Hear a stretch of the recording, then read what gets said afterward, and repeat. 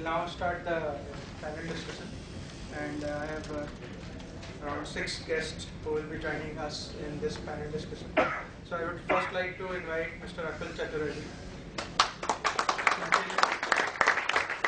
Akhil himself is a certified financial planner and an MBA.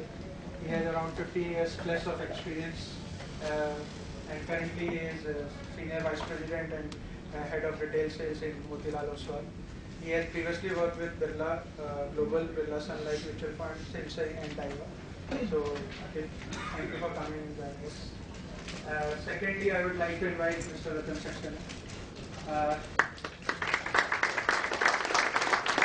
Ratan is currently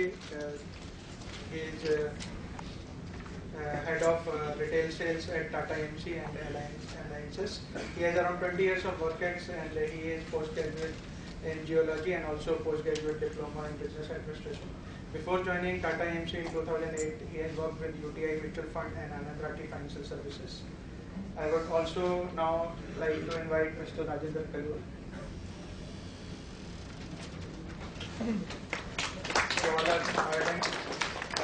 Mr. Keyur has around 16 years plus of experience in asset management, investment banking, wealth management and insurance sector. He, as you know, that he is an MBA, CFP and a CFA. Prior to heading Trust Brutus, Rajendra has worked with RBS, ABN AMRO, Wealth Advisors, Indian Private Limited, ICICI Prudential, Asset Management, and DSP Market and GIC. So he has a lot of vast experience. We will try to utilize this experience. Then I would like to invite Mr. Rupesh Nagara. Thank you for joining. Rupesh has around 13 years of work across financial services and wealth management. Currently, he is head of investments and products at Alchemy Capital. Before joining Alchemy, he has worked with ICRA Online and Engage and Motilal Financial Services Limited. Then I would like to invite Mr. Jigar Nadi. Jigar is by profession a CA and has around 17 years of work ex, out of which 11 years is into mutual fund industry. Currently, he is with Axis Mutual Fund and looks after the IFA piece for all IFA Central piece for All India and regional head for Mumbai since last 5 years. He is actively involved in product designing and IFA trainings. And our last guest is Akash. So Akash comes from iFast Financial. It's a platform of wealth management. Akash has around 10 years of work ex in B2B business across banks and platform business. Currently, he is heading business development for South and West in iFast. He has been a part of the founding team in iFast, and he is looking after the iFast platform. And currently, iFast is managing around 1,000 crores of assets and around 300 partners in their platform. So Akash will give us a lot of information what platforms are doing and they will be doing in times to come. So thanks for all the panelists to come and join us. So basically I would like to start with Akhil, that looking into this crowd, largely the people are either CFP or the CFP aspirant, and they are doing practice or want to come into practice. Mutual fund plays a very important role in doing a goal-based financial planning because of the range of products it has across debt, equities and other asset classes also. So what are the opportunities and the value add which asset management business can bring into the life of CFPs and help them to take their practice forward? Thank you. So first of all, welcome everybody. I think it's a great gathering over here. So basically, what role mutual funds play essentially is, we create a whole line of products which may cater to also volume. Is that okay? Yeah. Yeah. So basic role what mutual funds play is basically across line of asset classes. So whether it is equity, whether it is fixed income, whether it is gold, whether it is portfolio management services, etc., etc. So we are manufacturers, we are not advisors. So what we do essentially is we try and create a whole line of products which may suit different sort of investors at different times. So we are more like the prescription drugs. So when you meet your investors and when you do the risk profiling, when you do the asset allocation, then once you have done that, within that particular asset class, you try and choose products. Those products are basically catered by the mutual funds. So I think it is one of the key ingredients in the entire financial planning activity. So we try and create the product, we try and our fund managers try to manage the product effectively well so that the investors can make wealth at a very period of time. So yes, I think okay. If I take that forward to Ratan, that opportunities in like pension area, I think so that's the next big thing which asset management is going to. So these kind of opportunities are coming in where financial planners feel that mutual fund don't have much product, and on the pension side we don't have much products on the capital market side. So do you see any approvals coming soon or any kind of thing, or we continue to invest in an open-ended funds, or we have any structured products lined up with regulators planning to something, or AMCs are talking in those lines? Thanks and welcome. When I see this audience, I feel related to that. In fact, a lot of talks were there about which were focused on creating trust and making the life simple for everybody. This retirement planning or pension planning, I think, in fact, the time I was here, I heard from everybody. In fact, everybody was discussing about it. And let me put it that way. It is the biggest social challenge which this country is going to face, right?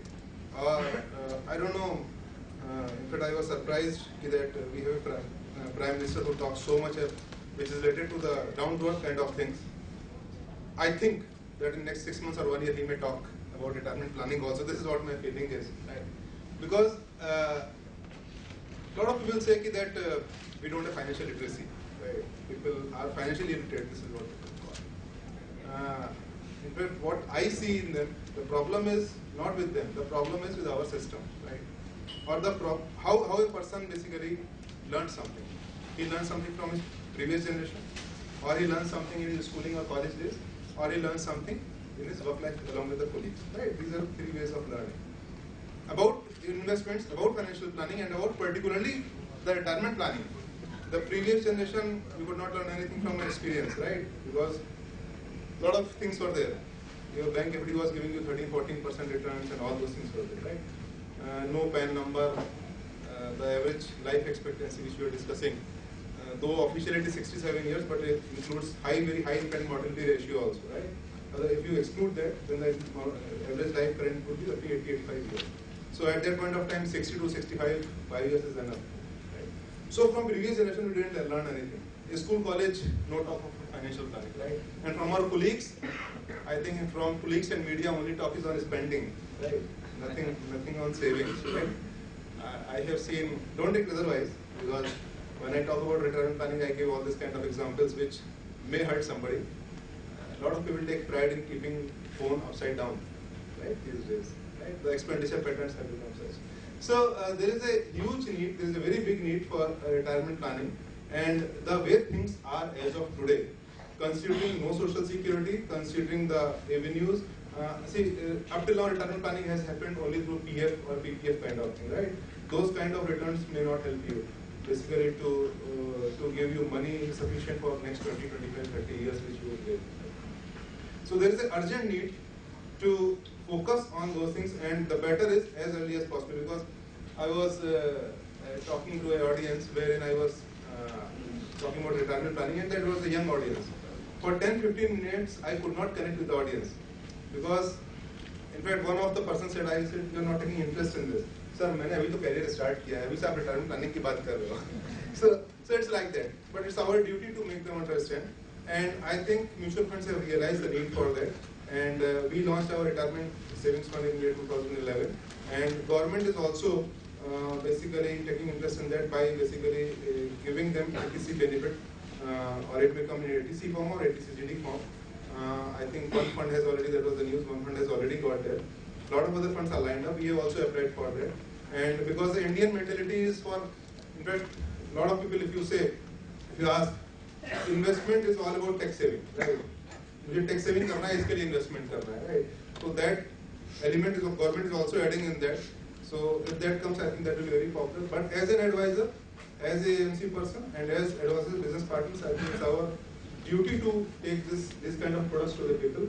And ideally speaking, that can happen even with a open-ended fund also, right? If a person is disciplined, long-term investor, it can happen with an open-ended fund also. But most of we know how the investors behave. So it's better to have a structured kind of solution for them, so that their hands and legs are tied, as simple as that. So that they can't take out money after seeing 20, 30, 40% return in 1 year. That's, I think we are going to get, most of the AMCs are going to get the ATC benefit, and that is going to be the product in future. Thank you. Okay. Now, basically, the next question, which is I would be asking Akhil and Jigar about it. That 2014 has been an excellent year, one of the years where equities have given exceptional return. Just like 2006 and 2007, when people were over-allocated onto equities, now people have suddenly started over-allocating. The people who were buying real estates or gold or doing FDs or bonds, suddenly in last 1 year have started accumulating a lot of equity. Though still they are quite under-owned, but again they've started adding up, and it's more of a greed factor which is again adding in. So in 2015 and further, because we do asset allocations and all those things, though we try to keep them into a fixed asset allocation which has been decided between the client and us practitioner. But again, people have that internal, you can say, excitement to add more equity, because from 2007-8, I remember SIPs registrations were at all-time low till 2012-13, and suddenly now SIP numbers have also started going up. So, what is your take in 2015? How equities will be, and whether we should stick to our asset allocation and do our gunpoint kind of asset allocation and balance it, or let them do what they are feeling as an excited customer to add that extra 10, 15, 20%, just ignoring the risk side of it. So what's your take on this? So both of you can get this. So basically, I think everybody will agree with me that 2015, and not only 2015, I think next 5 years, 7 years, 10 years, it looks very, very exciting for equity markets. There's no doubt about that. We have a stable government, we have a very, very strong leader. You're seeing a lot of action which is initiated by this government, and you'll see the effect coming in the next 2 years, 3 years, 4 years time. Things don't happen immediately. Right? The whole the oil prices crashing down to $40-50 level, which people are saying, is going to have a huge positive impact on our economy. It just might be a case that in the next 4 quarters or 5 quarters, you might be current account surplus. The subsidy burdens are now moving down, so the government will borrow less. Once they borrow less, there will be liquidity in the system. Once there is liquidity, the interest rates come down. So there is this chain effect which you will see in times to come, and all of this a scenario where GDP starts moving up. You are in a scenario where interest rates are softening, right, and your inflation has come down. I mean, it's a perfect combination for a boom market, right? So equity is definitely going to be very, very strong and very, very positive. Next year, of course, in I think February itself, we expect that you might have the first round of interest rate cut. If that happens, I mean, it's going to be a unique scenario where you see equity markets also giving positive returns, and even the fixed income funds giving you positive returns. So these things will keep happening. So you might have asset classes go in cycles. Few years back, gold was doing exceedingly well. Now you're seeing equity doing, you see fixed income doing. So these are all cyclical. So my suggestion to CFPs is that once you've done the financial planning, once you gauge the risk appetite of your customers, and you decided an X allocation in different asset classes, irrespective of what's going to happen in 2015 in equity or debt or gold or real estate, etc., I think the challenge is to stick to the asset class. If you've decided 40%, 50% equity, then it has to be 50% equity. If because of market action 50% becomes 60%, then there has to be some sort of profit booking so that the allocation remains intact. So don't get carried away with the market swings, because you will have 4-5 years of positive and then you might have 3-4 years of down and then again positive. So this is just going to happen. Of course, the challenge is going to be because the markets are booming and now the whole world is in action and everybody is just investing in equity with blind eye. You being CFPs, there are other distributors who would be reaching your customer and trying to, or try to tilt their mind. But you need to have that bond with your customers so that they can trust you, they can believe in what you're trying to say, and stick to the financial plan which you made for them. So I would say stick to the asset allocation and don't get carried away with the market movements. However, underlying markets are very, very positive. Right. So, Take this.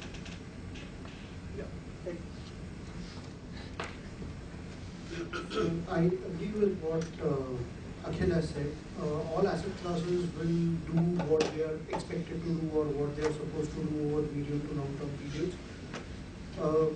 The problem is that we try and chase the investor to try and give him the better return. The investor is not asking for it. Right? The investor never comes to us asking for a 50% or 100% return without taking the risk. It is people like us, the whole capital market community, where we try and chase the best possible returns for our investors. In that process, what happens is that we tend to forget that we are adding on risk as well. So the asset allocation bit is extremely, extremely important. Thankfully, what has happened is that with various overall scenarios changing, the economic cycles have started reducing.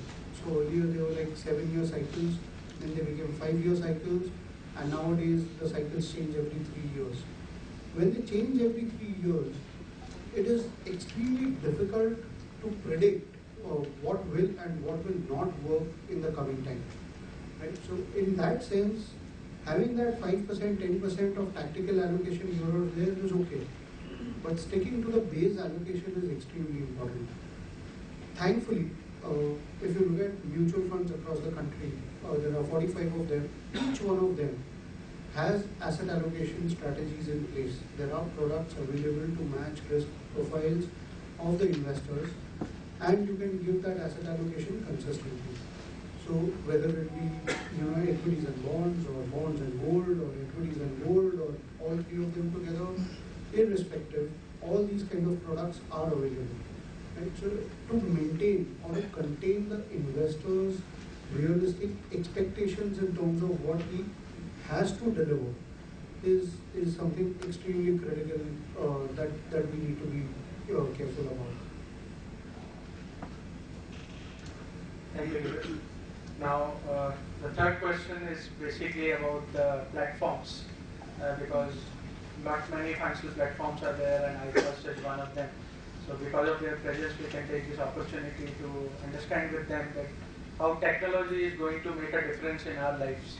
Because platforms, I feel personally that they are going to make a huge difference in the life of financial planners, because it cuts a lot of operational time.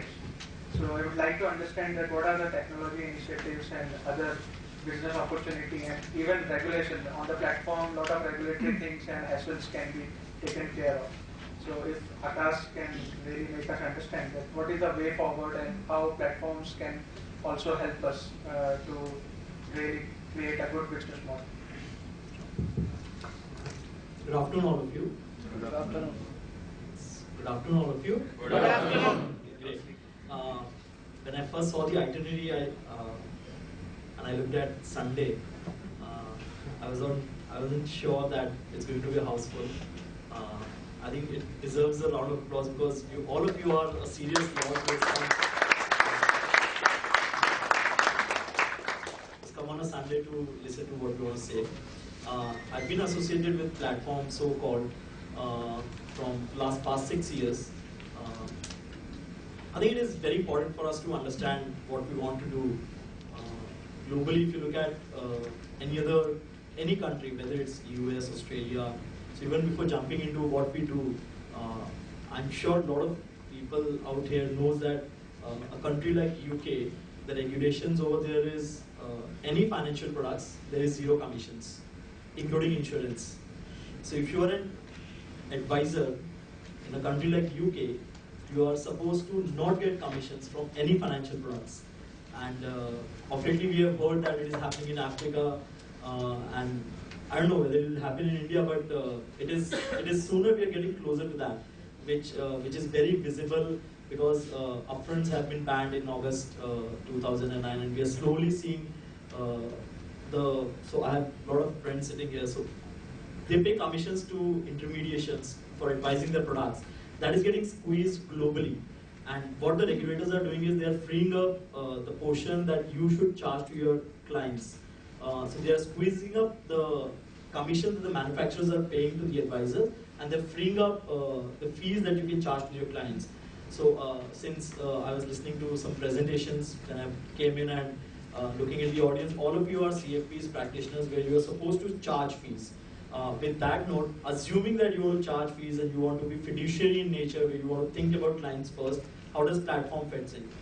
Not going into details, but broadly 3 things that we are experts of, and not just we as a platform, but globally any platform business that companies are into. We help intermediations, advisors, financial planners, like all of you sitting in this room on broadly 3 aspects. The first and the most important is the compliance. I think, so all of you are ARN holders, right? Yes.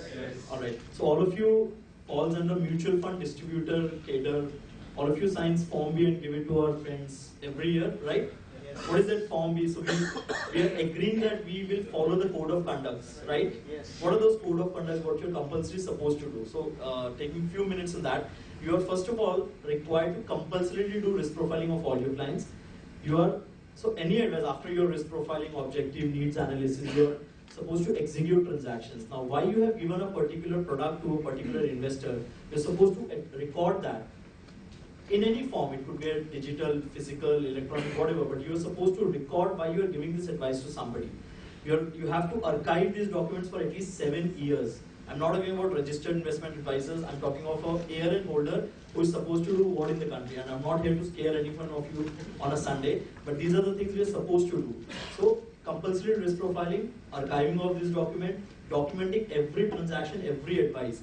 And what has happened in 2012, I don't know whether you have taken it very seriously, but all the ARN holders have included in the fraudulent mispractices, right? So, assuming there is a Mrs. Krishnamurthy who did what to HSBC, assuming any of your client claims to the regulator that you have missold something, though your intention is not to missold, but somebody, I'm a client, you have given me a product for next 3 years, 5 years, we all are bullish, but assuming for a second you don't get the required returns for the clients, and the clients come and say, okay, he has missold.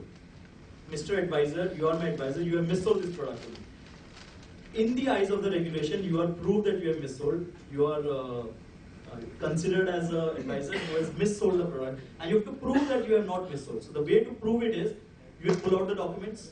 Okay, on this date we did these things, we discussed, this is the risk profile, this is the objective, this is the risk involved in these things, and this is why we have gone ahead and recommended this product.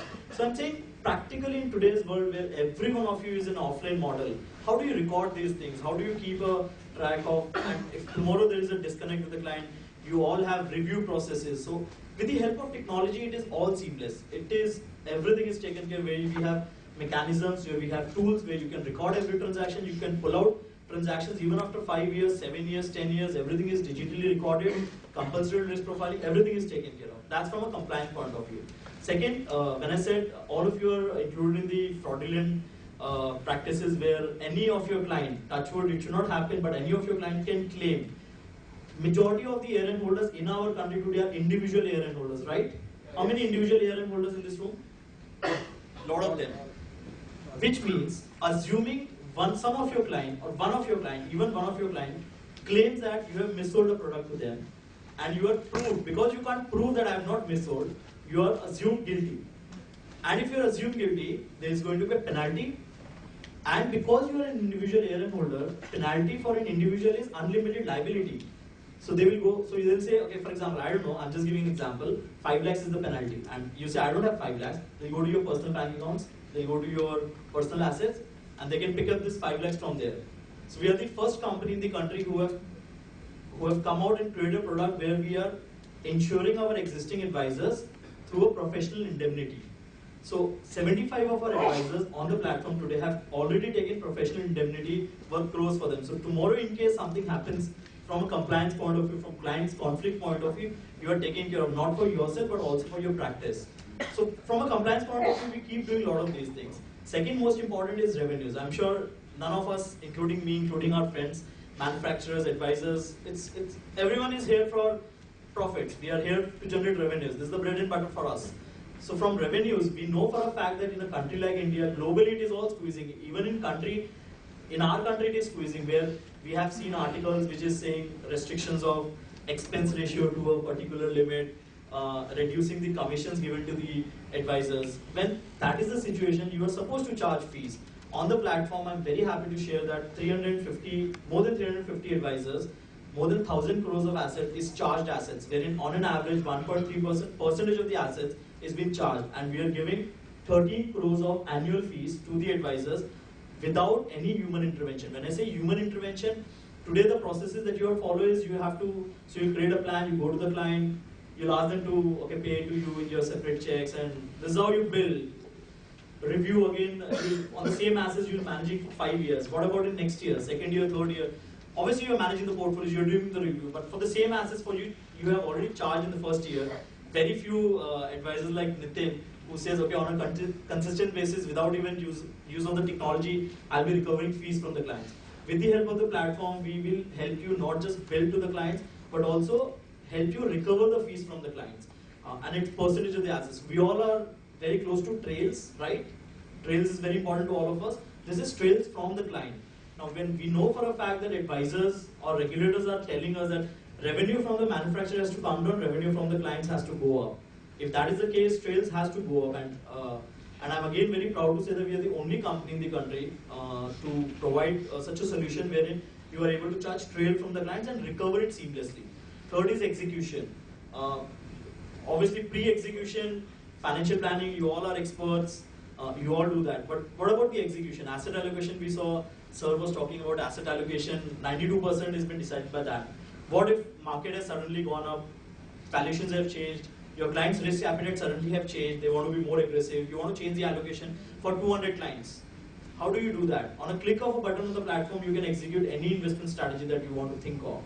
So these are the broad things that as a platform, execution becomes paperless, your costs come down, compliance we have taken care of, revenues goes up completely.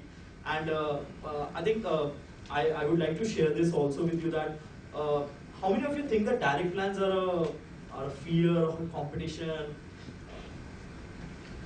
Is it direct plans? So we have direct plans. All the fund houses provide direct plans and they provide broker plans, right? So direct plans, we are assuming that direct plans is for direct investors, right? And if you are financial planners and if you want to bring down the overall cost of the portfolio and you want to be fiduciary, you want to show that you're thinking about the clients and not about the commissions, why don't you recommend direct plans to your clients? How many of you recommend direct plans in this room? The challenge today in our industry is only 3 hands. The challenge today in our industry is you don't get feeds, but we are the only company in the country who is having direct plans for the intermediations. And we have 8 fund houses, and one of them obviously is Motilal. Thanks for hosting and for providing direct plans to us. Motilal also is providing direct plans on the platform. So assuming, I'm just giving a business model, I'm not an expert, every one of you have a business model in place. If I would have been in your place, I would have done the qualification which all of you have already done. I would have taken the investment advisor license as an individual. How many IAs over here? Investment advisors? Registered investment advisors? Individual? Okay, so what's your name, sir? Keyur. Okay, assuming for a fact, we two are the clients, and Kiran and I am the advisor, and Manish is the super ultra HNI worth 100 crores, and Manish is sitting in front of both of us. Manish, where would you like to place your money and bets on? With a registered investment advisor or with an advisor who is not registered? So where I'm coming from is, we all were talking that intermediation was not recognized. For last 1.5 years, regulation has come out with a certification which says that I'm recognizing you. You are authorized to advise, you are authorized to claim that you are unbiased, and you are authorized to charge fees to your clients.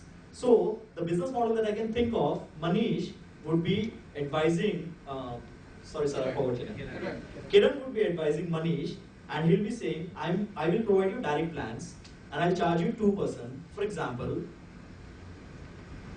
I would propose as a non-IA, because I don't want to charge fees, or even if I want to charge fees, I'll be suggesting broker plans with an expense ratio of 1.5 or 2%, 2% plus 1% fee. So at the end of the day, for Manish, it becomes 3% dealing with me, where I'm unrecognized, where I'm not licensed to advise products.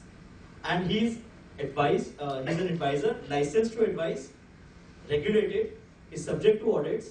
He has taken the license and he can claim that he is unbiased and he'll think about clients first, right? So I'm saying combination of taking certifications from SEBI, providing direct plans. Even if you don't want to provide direct, you still have low cost products, pensions and index funds, charging fees, being compliant, executing it completely online, taking a PIP, professional indemnity policy, covering your risk. I think we've brought these things somewhere as a platform, we fit into a lot of your business practices. And I would like to conclude by saying, Taleb has said once in Anti-Fragile, absence of evidence is not evidence of absence. We already have 350 advisors, more than 1,000 crores under app accounts, charged, compliant, audited. They're the happiest advisors. So I think it's time people should start taking platforms more seriously and integrate with their business models. Thank you. Thank you, Akash. Now, taking what Akash has said, I would like Ashish and Ratan and Jigar to come into this, that how direct plans are going to step forward. There has been an increase in the market share of direct plan, and especially the MNI, HNI, Ultra HNI are gradually moving into that.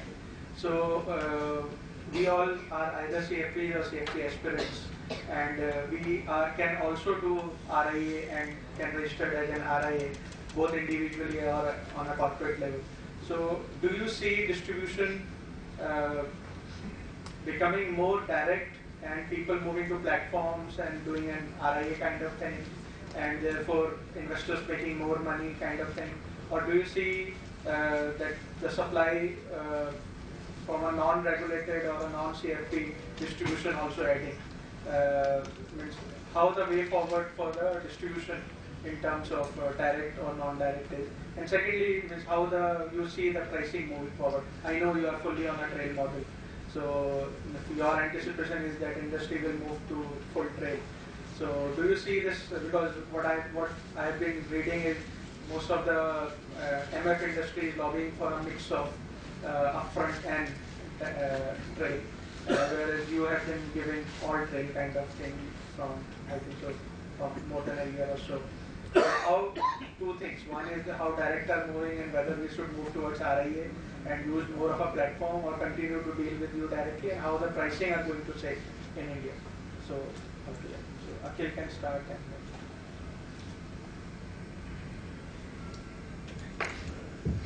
so, working on also AMC as a mutual fund, about a year and a half back, we were trying to, because we are one of the new entrants in the mutual fund space, and we were trying to,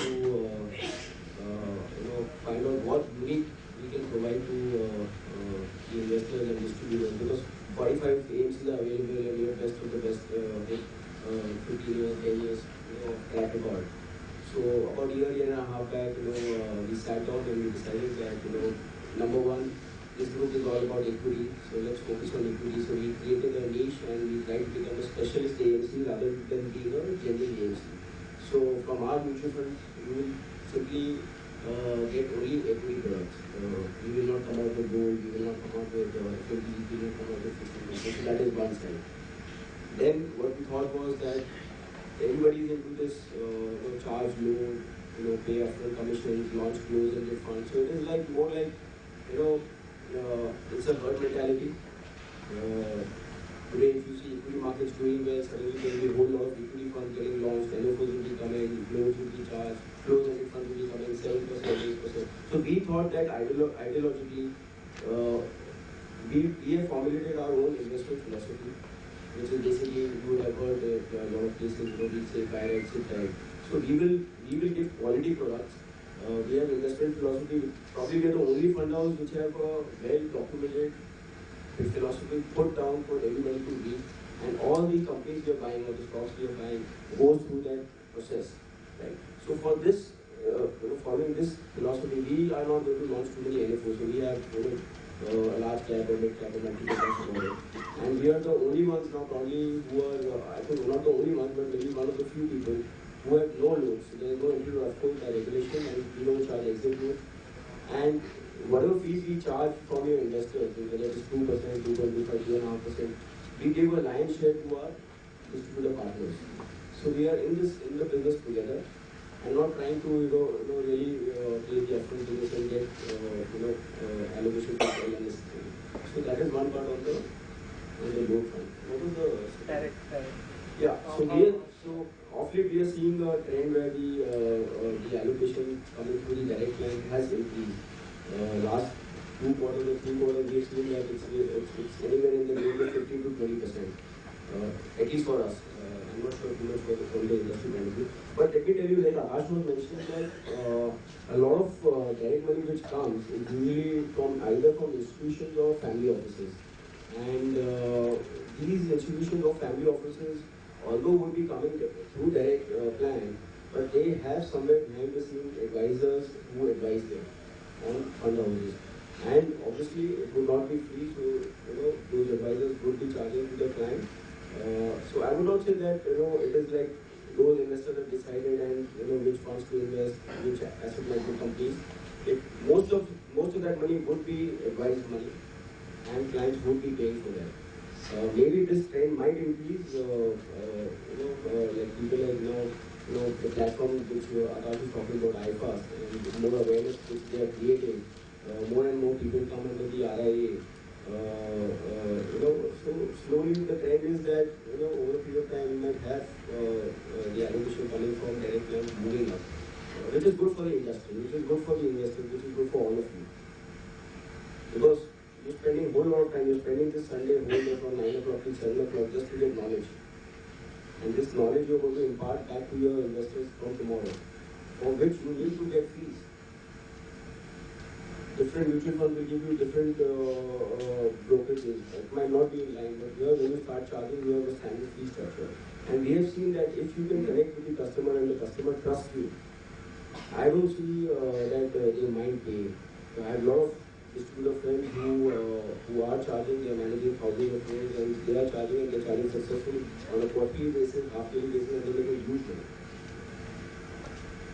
So like Akash mentioned, if you get into platforms like iFast or some other platforms which are coming up, you can probably give the benefit of direct plan to the investor and then charge fees for the advice you are giving or the efforts you are putting onto the plan. So that's from my side. Direct versus indirect, big debate going on, and if I take Akhil's point, that a lot of direct business which is coming is through advice, it is fine. If it is not so, then it's a cause of worry, right? For me, it means that then the doctors are not available. Basically, you can compare this business with the pharma industry, actually, right? There are manufacturers, there are doctors, and there are patients. I should not say patients, but there are basically customers, right? So, in pharma industry, you have people who go and buy drugs directly or medicine directly also, right? The direct business survives there also, and the indirect business, the people who love to go to doctor or they take advice of the doctor, right? But that depends upon the availability of the doctor. Many a times, in fact, we blame the people that you go and buy direct medication, but many a times I have seen that good doctors are not available, right? So that if that is the case, then it's a huge opportunity for us, right? So that, in fact, that for that I personally call it a model of STT. What is that STT? Not the taxation part. Being a good doctor, in fact, I heard a lot here, but keeping things simple, I personally follow that the person should follow a STT model. What is that STT model? To become a good doctor who is respected by the patient or the customer, S is for simplicity. T is for transparency. And third T is for trust, which automatically comes. So if you follow this STD model, I think people will come to you. Right? People will come to you. They may come to us directly through you, or basically indirectly, basically or through on your ARN code. So that is a great opportunity, and all of us know that as far as mutual fund business is concerned, the penetration is very low, mainly because everybody has to be blamed. In fact, we as manufacturers are to be blamed first. Right, the kind of products which have been created and which have been sold the way they have been sold. I think whosoever were the customers, in fact, they also felt bad about it, whatever has happened to them. Right. So the time has come that we basically bring in quality advice from our side. We become good financial doctors. So automatically, as Mr. Hegde was sharing some time back, if you develop the confidence and trust with your customers, I think there is no death of the business in this country. Right. The business is immense. It's a huge untapped potential which is in front of us. So direct versus indirect, I think it will continue. The ratios or percentages may vary depending upon the kind of drugs which are produced by the manufacturers and the kind of prescriptions which are written by the doctors. Right? This is one thing. Second thing was on pricing kind of thing. So as an AMC, our stand is that both the pricing should basically should exist completely, because for new advisors who are coming to the business, all-trade model may not be sufficient, right? So as an AMC, our call is that new advisor who is setting up the business, for him he requires certain upfront for a certain period of time to set up the business. Because from day one you don't have the corpus to basically sustain on the trade model. So you should have some kind of upfront to sustain over a period of time till the time you build the corpus. And anybody who has some corpus already built up should move to the all-trade model. So as AMC, we basically offer, and our view is that we should offer both kind of models, and we are offering both kind of models.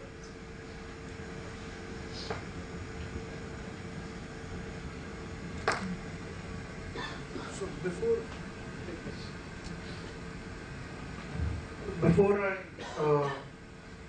discuss this, how many of you all have bought something online? How many of you? Either through Flipkart, Snapdeal, Amazon, eBay, whatever. Most of us? Tell me how many of you all have bought financial products online? Hardly any, right? The question is not direct versus indirect. The question is digital or direct. Let's assume that we are not here as financial experts. Let's assume that we are here, this is a meeting of technology guys. And they might be thinking, कौन जाके hard disk online खरीदेगा? A lot of us would have bought it, right? A lot of us would have bought pen drives, hard disks. So which non-technology guy is going to go and buy hard disks? They will be having a similar discussion. What we should be worried about is not the direct model. I'm sure none of us AMCs have the capacity or the capability to bring up physical infrastructure to handle direct. Very, very clear. None of us. The question to ask is this model of digitization, of going out and buying units, sustainable? If yes, how can you participate in that business model? The trick is not about going and making yourself physically present in front of the investors. So if I can ask every one of you all, how many of you all handle more than 200 clients? Two hands. How many? Three hands. How many of you all handle 500 clients? Anyone?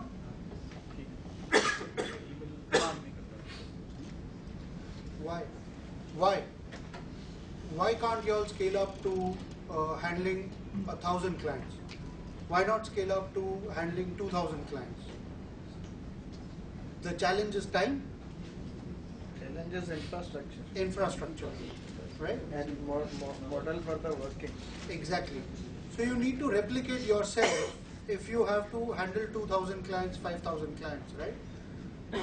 Technology can help you replicate yourself. And that technology, if you don't develop, the client will ultimately go direct.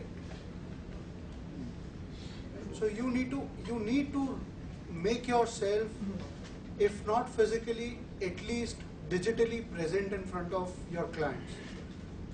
And the word that Ratan used, simplicity, that is the key. Why is Flipkart valued at 10,000 crore today? What's it? It's very simple to use, right? Why is an Alibaba valued at 1.5 billion today? Simple to use. Right?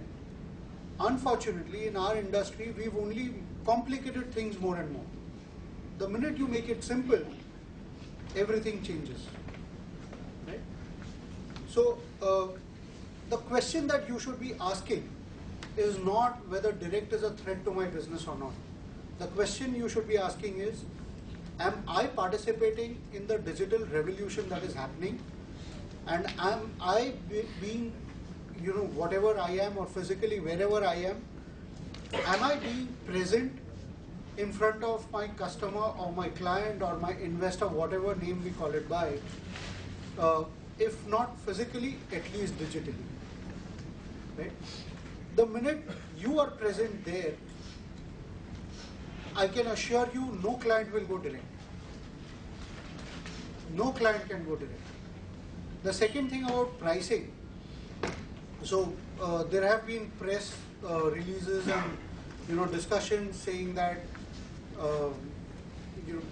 that we are moving to an all-trail model and no upfronts, or AMC is trying to say that we are a mix of both and we would like to continue with a mix of both.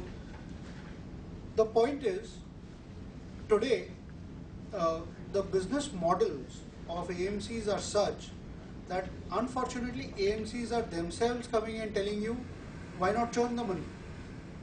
In the first year, the revenue is extremely high, and the second year it drops off. Right? If this gap can be bridged, by reducing the gap in terms of the first year, the second year, the third year onwards, and whatever it is, then the pricing will not matter. As long as there is discouragement in terms of churning portfolios, this pricing does not matter. This 1.5% cap and all of it is basically just rumors. Having said that, it is extremely important to bridge that gap. So a business model or a pricing model which is more on a perpetual mode is extremely important. Now whether that is paid, a part of it is paid upfront, or it is an all-trail model, or whichever way it is, that gap needs to reduce. And that is where it is extremely important to build a perpetual business. So if you look at what we've done, or at Access what we try and do, is we give the comfort to the partner.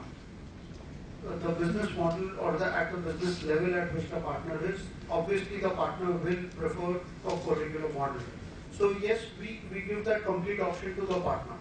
Having said that, very, very importantly, what we do is we recognize the fact that it is you who sits in front of the client, it is you who brings in the client in, and it is you who faces the client when something goes up or down. Right? So in that sense, it is extremely important that the business is a partnership. It is not a one-way street. And that is where business models cannot sustain or thrive if one of us earns more than the other. And that is what we've tried to do, that is what we've been able to do in the last 5.5 years. As long as that continues, I think this business is only bound to grow. When the pie grows, irrespective of whether the direct model comes in or whatever, the opportunities for all of us becomes that much more bigger. So just to flip the question around, if you are much more related to technology, I think one, no client will go direct. Second, technology helps you to reduce your own business costs as well. The minute you are able to do that, even if the pricing shrinks, you will be able to manage much better. I just want to add one point, that the worry of regulator is not paying the acceptable limit of brokerage, whether it is upfront or trail. The worry which has come, which has become the point of discussion is, AMC is paying 8, 9, 10% of brokerage in these closed-ended funds. And let me tell you that getting 8%, 9% brokerage at 10 rupees or at the NFO price, you are not making any good money. I mean, AMC will eventually, over 3 or 5 year period, make much more money than what you're going to make, because they're going to make charge fees on the market value, whereas you are getting at the day one of the purchase, right? But the problem is that the regulators worried about this 8% and whole lot of this mis-selling which is going on. I'm seeing the ATC or the ELSS scheme, where 7%, 8%, contest, these sort of things. So that is the worry of the regulator. More, we are moving towards ULIP. So I think we are, digging our own grave, and inviting all these problems. And I'll not be surprised actually while Chetan is saying that 1.5% will not happen. I'll not be surprised. They can do anything. Okay, thank you. Now I would like to bring Mr. Rajendra Keyur and Mr. Nagaraj. Basically, you both come from family office and a private banking kind of space, and we largely, I think so, this hall is filled with the people who are basically helping mass affluent client to become the private banking or a family office client. But somewhere in our hearts, we have the aspiration to have family office, and some might have those kind of contacts or socializing or network. So I would like to understand from you that what it takes to set up a family office, and how best financial planners can be a part of that ultra HNI or HNI or super HNI or a promoter. Because generally the feeling is that these very rich and wealthy people don't need advice, they are only executing transactions. So what value I will go and add over there in the present? And in basically in the presentation of Mr. Keyur, like he highlighted one point, I think so that's a very valid point in the rich and wealthy community. So we can plan for that, but generally it's perceived that they don't look for financial planning. They are more transaction oriented and they decide and execute. So how CFPs can aspire to have family offices or a private banking setups? Actually, I don't agree with the statement that they only do transactions, because there has to be a source of where they need to have a validating source as well as a decision-making source to really decide whether. Yeah, yeah. Am I audible? Yeah. So that's the reason why people like family offices actually exist. And typically, again, family offices or multifamily, I would say that we are more multifamily than single family office. Exist where people don't want, or they find it expensive to set up their own family office. So when you look at a very large industrialist or very rich client, he might have a family office of its own, and that's where the transactions part come in. And like if you have a corporate treasury, now what is the value add that a distributor or somebody can provide when he has all the research inputs? Today information is commodity because online it is available everything. All you need is to basically disseminate that information and make sense of it and then take decisions. So when a corporate treasury is there, they are being paid salaries and they have a KRA is responsible for managing the corporate treasuries, or answerable to the shareholders. Then you don't need maybe an advisor, then they transact. So in a very large industrial family, say for example, where they have already recruited, and I think that is also getting around, where people from single family offices or even asset management companies, and I think Akhil and Ratan and Jigar would agree that there are a lot of people who have migrated into family offices and set it up. So I know quite a few family offices, large family offices, where fund managers from asset management companies have gone and set up the family offices there. So in a sense, they are already hiring that expertise to set up the family office. So I would say that slightly below that level, where people are rich, maybe financially free, but at the same time they can't invest or they find it costly in terms of investing in their own family office. That is where people like me and Rupesh should possibly come in.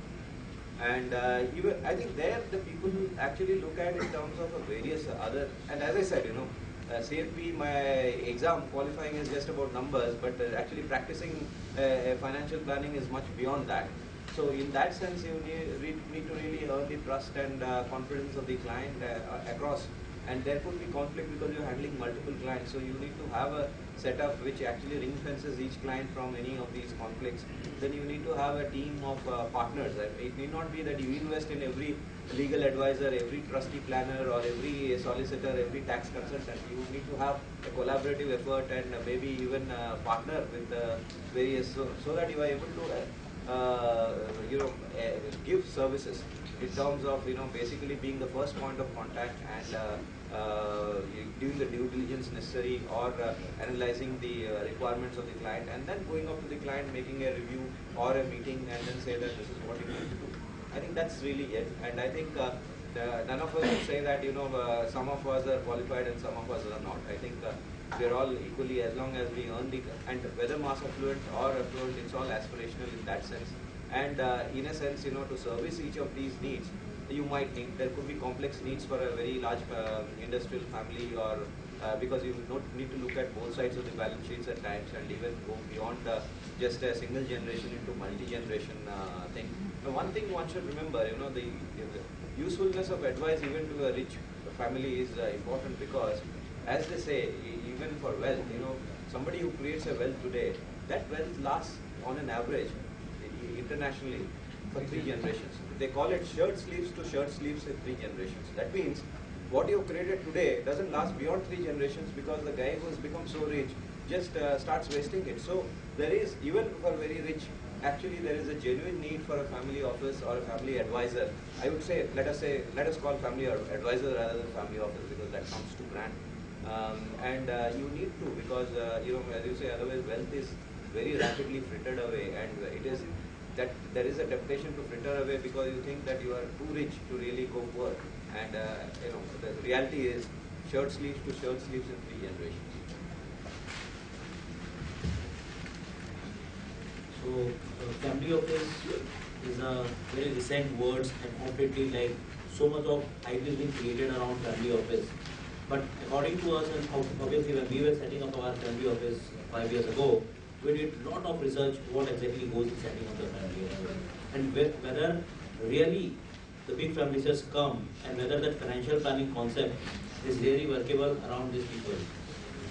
So anybody, so let me be very clear and upfront, whether you are a big brand or a big company, or you are an individual CFP advisor or practitioner, anybody can do CFP. But there are different ways of doing it. What is required? So what is ultra HNI or family officers required?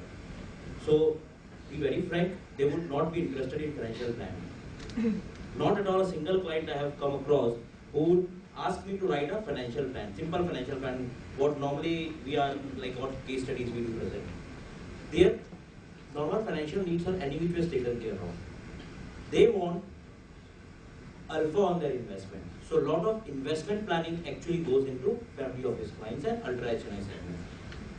So apart from the conventional products like equity, debt, mutual funds that everybody understands, they also want his family office advisor or family office or multi-family office guy to give them more exotic products, more private equity deals, more venture capital. Now, of lately, because of the equity markets are going up, we are keep getting good amount of inquiries to get direct social impact investing, whereby family is set up for some philanthropic need.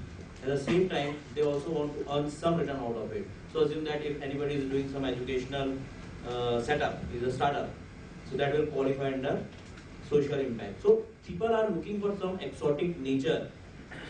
Now, how exactly the business models can be worked around it? So when we were studying, obviously in India, not many people would ready to pay on that big amount. On a small, like if I am a professional earning 1 or 2 crore, and if you are making a good financial plan, making on a continuous basis, advising me, I would definitely pay. But the people who have already acquired 50 crore, 100 crore plus of wealth, investable wealth, and if you ask him to keep going and also a certain percentage, apart from the investment that you are taking through your own board or somebody else, he would not able to give you really such big amount. So that was a perception when we started. But I'm very happy to say that we have acquired 3 clients upward of 100 crore and we are charging on the overall asset. But in this case, obviously I am not the sole executor of the transactions. So we made 3 types of business models. First, any HNI today who has invested and who is having a surplus of upward of 50 crore has many advisors. All the best of banks or international advisors are advising him.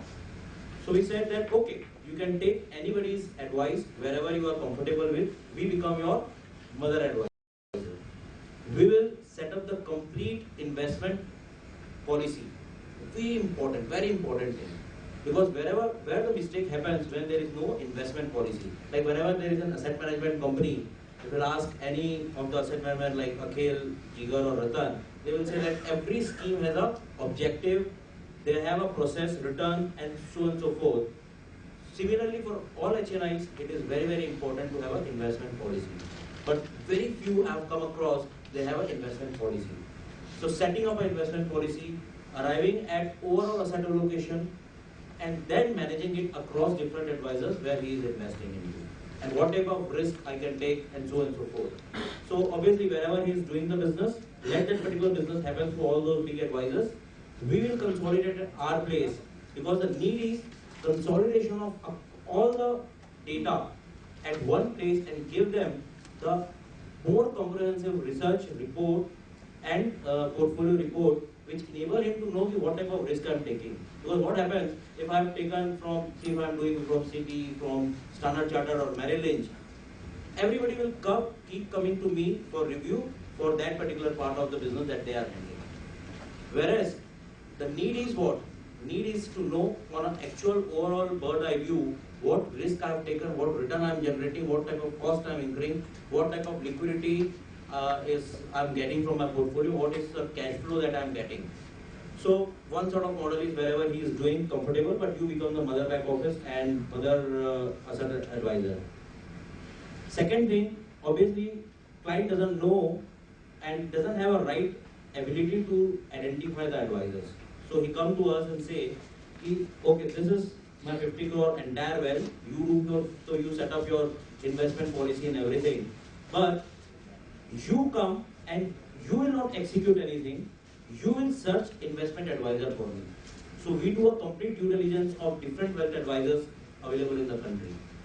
So it is our responsibility then to find investment advisors who is good for that, who is good for, so if assume that debt is very well managed by Trust Capital, equity is very well managed by Motilal Oswal, or somebody else who is doing fantastic mutual fund asset allocation. So we will go and identify different players in the market and allocate the wealth as per the overall asset allocation to different people.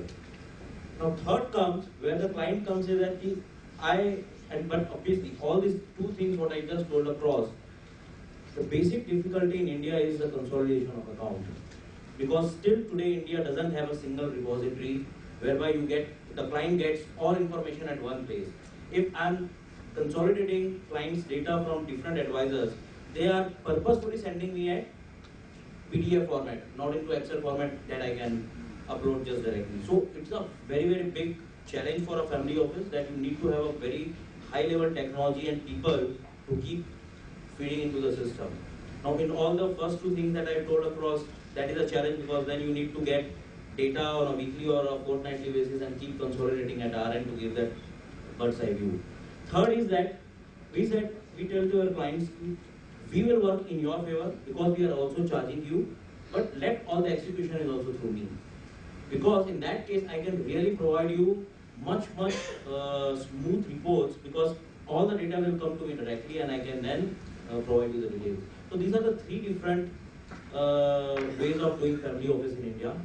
And yes, initially you will find that these big people will tell you so many things that they don't require and all those stuff. But believe me, everybody is a product-driven people. Just keep on.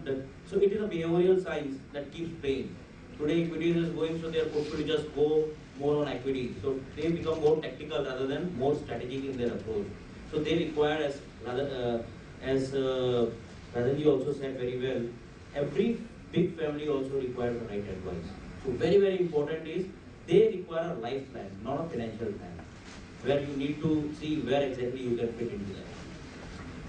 Okay, one more question, like you told that more of a PMS or a exotic product or a structured product. So how CFPs who don't have that ability, can they associate with you and you can, there can be some association like on a product basis or something else? So most important thing for anybody who is going to become or who is aspire to advise to HNIs or ultra HNIs, definitely they need to know product in detail. They need to have a much better understanding of different type of products that are available. So if you see, apart from the conventional products, there are a lot many PMSs have come, hedge funds have come, absolute return strategies have come. But before understanding the product, you can't just keep going and say that this is a high risk product. But what is a high risk? High risk means equity is also high risk and leverage equity is also high risk. But leverage equity is much higher risk than the normal equity mutual fund. So as a CFP person, you need to know very thoroughly what product you are going to sell. And as far as different type of exotic products are available, like our company, we are specialized in PMS, equity PMS. We are also partnering with different partners because we can't keep going to all the clients across the country. So we are also partnering, and similarly, so many private equity funds and all those funds are available now in country. Any because all AMCs have also started different segments of AIFs and other things. So you can definitely partner with them and keep suggesting this particular funds to them. And after AIF regulation comes, it has become more important for, probably if you want to migrate towards that side, one need to be very well aware of AIF, because under AIF, all those things which were not possible earlier, one can structure it. But obviously this all requires a good amount of team and infrastructure in place and research in place. But definitely you can partner with all those people who have different types of AIFs under their belt. What is the guarantee that the client sticks on with you to partner with so many people? Partner with? You said say suppose a PMS is there, I get to a Motilal Oswal. An AMC is there, I go to a DSP BlackRock. Working along in tandem. What is the guarantee that the client sticks on with you as an advisor? So as an advisor, obviously, like what you do, you make a financial plan or a life plan or investment plan. Once you make a investment plan and after understanding the client's need, you have suggested different type of products. So for alternate products, you have suggested 10-20% of the allocation, equity remaining 30% and then 50%. So you are the person who is in control of the overall allocation. You are the person who has suggested different products to him. So obviously till the time he doesn't have any bad experiences or anything which says that you have suggested wrong or missold something, till the time client will stick to you. Because he is not seeing... I would differ, I beg to differ, I think. So you need to prove. So what is the guarantee if I am just selling mutual fund, if you have sold Axis or Motilal Oswal, how client is going to be associating with you? Here also you are suggesting two different people. There also you are suggesting two different people. It's all, what's the client experience? What had happened in 2007, 8, after 2007, particularly in 2008 and 9, when the market crisis happened, many of the PMSs who were not very serious or who were new to the business actually fallen big time and closed at one particular time, and they just returned the money 30-40% down the principal amount, and that's created the bad experience. And that's how people had a bad taste. But then again, those clients are coming back. It's all about the experience. As I said, behavioral science is very important rather than sticking to asset allocation. We all say asset allocation is important, and I am the 100% believer of asset allocation. Our RMs are not allowed to sell anything else but to sell only asset allocation. But it all goes with the behavioral science. People keep changing their mind, but you need to rightly go, educate your client, and make them under the real asset allocation. Okay. Can I answer? Yeah. So I have a slightly different take in the sense that, on the exotics or as you refer to complex products, typically in the mass affluent segment, keep it as simple as possible because, the temptation is in terms of if you go into more complex products, it has always worked to the detriment of the client. And we have seen it in 2008, we have seen it earlier as well. Keep it simple. I think there are enough products available in the mutual fund space across asset allocations and all that. Our idea is basically to write a strategy for the client and based on the strategy, suggest the products. Now, if you go on to a slightly elevated client, then he might have any of the private banks, I think, will have access. So, in a sense, that you need to define your competitive strategy very clear. Where is your positioning? And if your positioning is not with the private banks, then I would suggest don't even go for it because most of the exotics or leverage products typically are tactical in nature and they are not strategic. And at your level for a mass affluent where he is not really financially free, you have to basis goals, service needs, and those needs are basically more strategic. And products like a mutual fund or even bonds or any of these products are much more useful and much more transparent. Most of the exotics are typically in the black box, and hence it has to be deconstructed to really make it transparent. And at times, many of the advisors who actually float that themselves are not sure about the how. So I have a different take at your level if you are, and as many of you have suggested that you are in mass affluent space, don't really complicate matters, keep it very simple. And nobody has lost money keeping it simple. Everybody has lost money keeping, making things exotic, interesting, and very complex. Yes, at a very different level, the client that Rupesh handles at his firm, they might require certain things, and there are firms which have that expertise. I think you can handle that. Thank you.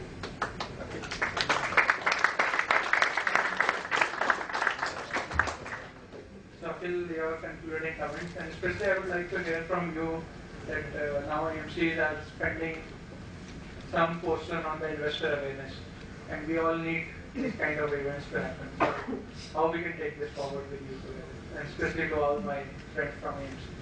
In your concluding remarks, you can add. So, at Pokemon also, basically this whole group is built on two pillars, which is basically knowledge and research. So, following the same, legacy, at the AMC, we have been ensuring that we don't complicate things by launching too many products, but we spend a lot of time, really a lot of time, spending with our distribution partners like yourselves and impart knowledge through fund managers, through professionals. And this is one such sort of initiative we have participated and we have hosted this event in our office.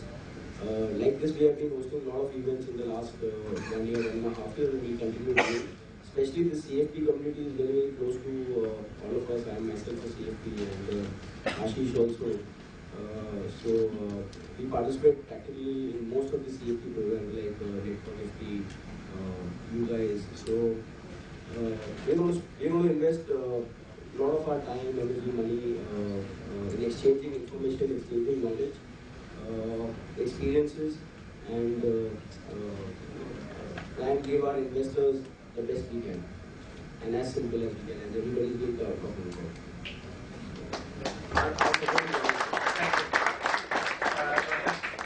Your concluding comment.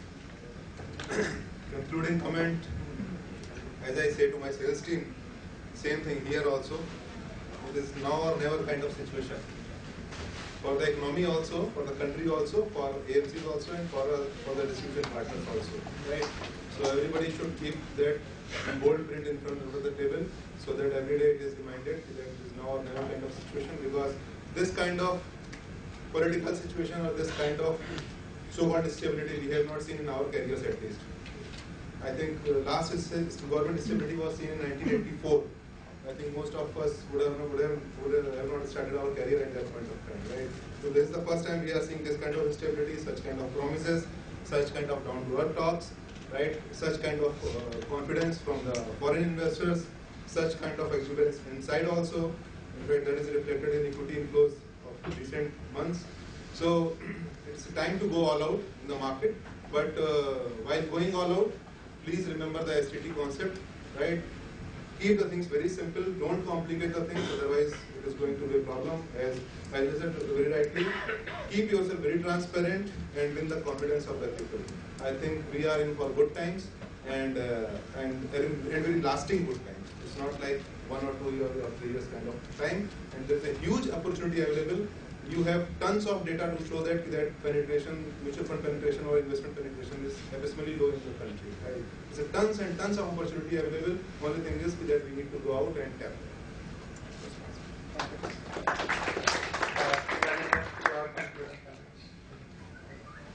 I think I've said it earlier, so it's a VUCA world, remember that. And earn your client's confidence and trust, and that's the only way to do the business, nothing less. And rest of all is noise. The real signaling intent is what the client requires. That's it. So obviously, no doubt, we have seen since the time CBA has mandated all the AMCs 0.02% of the event for investor education. And I have been talking to all these AMCs and I've seen really very good work is happening out in that direction. And so many investor education seminars, not only one-to-one, but through media, newspapers and other things is happening. That's very good for industry. And slowly, as an industry, we are moving towards right direction. CB is doing right job. Slowly and steadily, clients will also understand that they need to pay to financial doctors. And you all are financial doctors. Definitely, we all have a capability of charging, and definitely clients will pay. Thank you very much.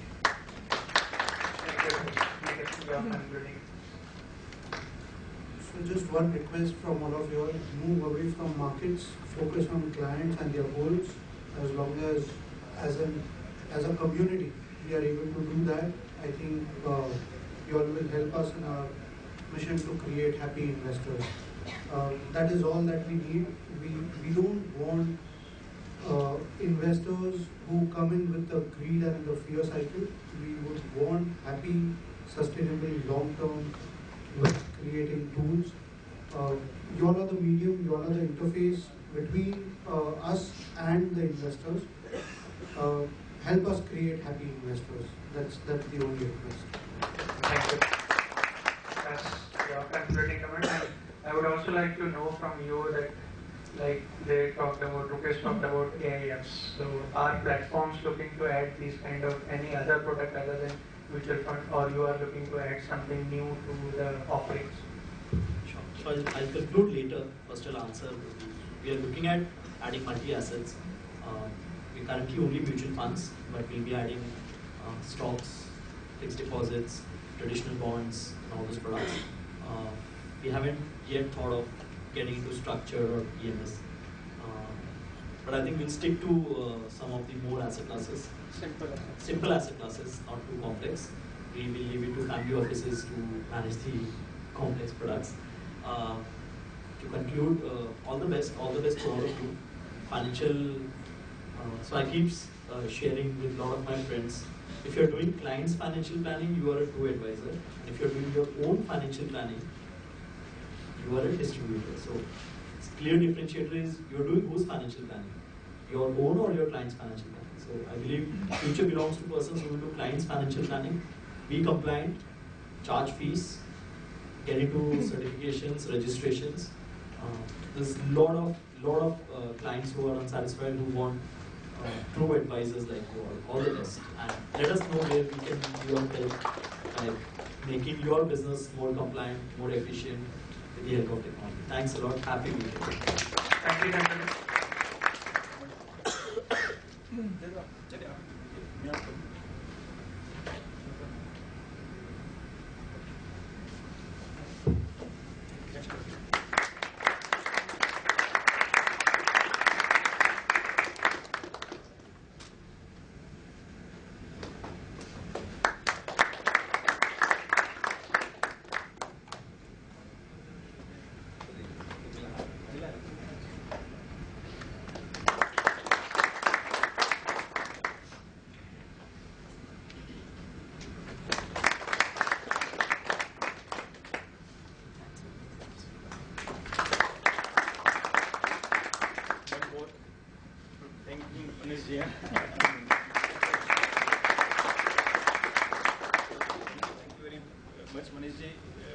Basically, he has created such a good session, and definitely we have a limited time, so we have not entertained much questions. Now we'll take a quick 10-minute break, and then we'll meet at 5 o'clock sharp. 5 o'clock or 5:10? We'll come back in 10 minutes. Wait.